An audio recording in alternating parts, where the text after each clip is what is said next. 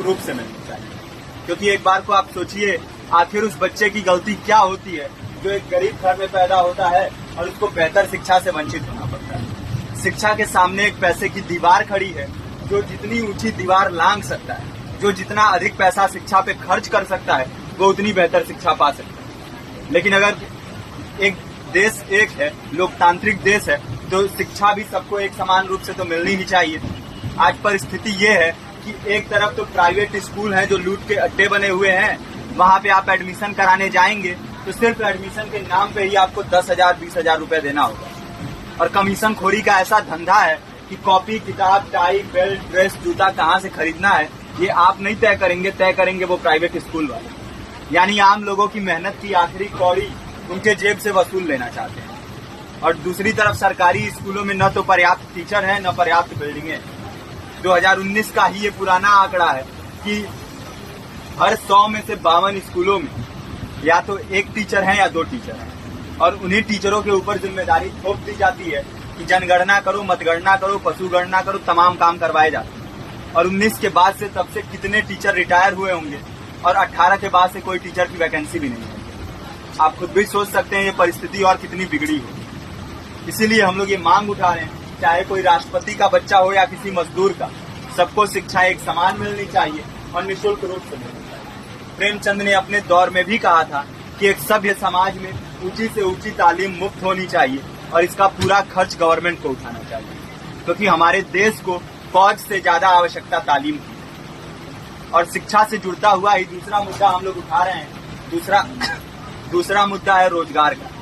रोजगार की परिस्थिति ये है कि आज सरकारी सेक्टर हो या प्राइवेट, सब कुछ ठेका संविदा के हवाले किया जा रहा है। परमानेंट नौकरियां लगातार घटाई जा रही है। इसी रेलवे में 1995 के आसपास लगभग 18.5 लाख कर्मचारी काम करते थे, लेकिन आज उनकी संख्या 12 लाख है।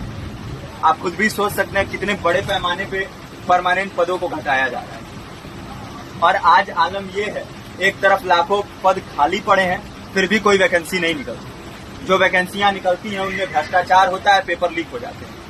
RO, UP police, BPSC, SSC, CGL, ऐसे तमाम पेपर लीक हो चुके हैं, आप लोग भी जानते ही। अभी नीट की धांधली में ये पता चला कि एक एक पेपर 30 लाख से 50-50 लाख रुपए में बेचा गया। हम और आप तो ये पैसा नहीं दे सकते। पूरी की पूरी कारस्तानी सरकार, प्रशासन, शिक्षा माफियाओं की होती है। और भुगतता कौन है? आम घरों के लोग, जो लोग सालों साल तैयारी करते हैं, दिन भर में 10-10 घंटे, 12-12 घंटे पढ़ते हैं। और इतनी कड़ी मेहनत के बाद, सालों साल की मेहनत के बाद उनके हाथ लगती है तो सिर्फ हताशा, निराशा, अवसाद। बहुत से छात्र नौजवान जो इस बेबसी में, इस डिप्रेशन में नहीं जी पाते, आत्महत्या तक के कदम उठा लेते हैं। लेकिन ये देश की विडंबना है कि टीवी चैनल, अखबार, मीडिया, नेता, मंत्रियों के लिए कहीं ये कोई मुद्दा नहीं है। उनके लिए मुद्दे हैं तो जाति, धर्म, रंग, नस्ल, अगड़ा पिछड़ा। आज जब पूरी परिस्थिति इतनी भयावह है तो ये जरूरी है कि लोगों के बीच में जाया जाए, लोगों को संगठित किया जाए और एकजुट किया जाए। क्योंकि आज अगर अपने मुद्दों पर बोलेंगे नहीं तो कल को ये परिस्थिति और बिगड़ेगी। हो सकता है ले दे के अपनी जिंदगी तो हम लोग काट ले जाएं, लेकिन आने वाली पीढ़ियों को क्या भविष्य देके जाएंगे, ये भी सोचने वाली बात है। हमारे साथी ने आपको पर्चा दिया है, पर्चा आप तक पहुंच गया है। पर्चे में और भी बातें हैं, इसको पूरा विस्तार से पढ़िए। पर्चे में हमारा नंबर है, संपर्क कीजिए।